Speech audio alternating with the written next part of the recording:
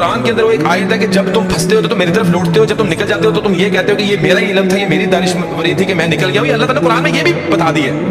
तो दुआएं भी ऐसी दिल से निकलती थी कि वो आज भी मुझे अपने अल्फाजों पे भी जो है हैरान होते। मैं तो लगा कि हाथ लगता अल्लाह ताला तो यूसुफ अलैहिस्सलाम को कुएं से निकाल के बादशाह बनाने पे कादिर है। या अल्लाह तो यूनुस अलैहिस्सलाम को मछली के पेट से बाहर निकालने पे कादिर है।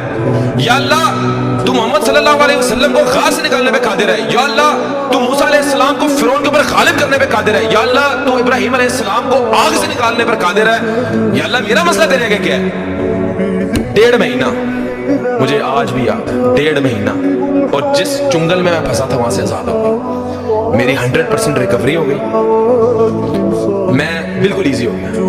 तब मेरा यकीन पुख्ता हो गया कि मैंने जिंदगी के अंदर कभी किसी मखलूक के आगे कोई हाथ नहीं फैलाने, कभी किसी को काम नहीं कहना। जब मेरा रब चाहेगा मैं रब को कहना है, मेरा रब चाहेगा हो जाएगा, नहीं तो कोई मसला नहीं।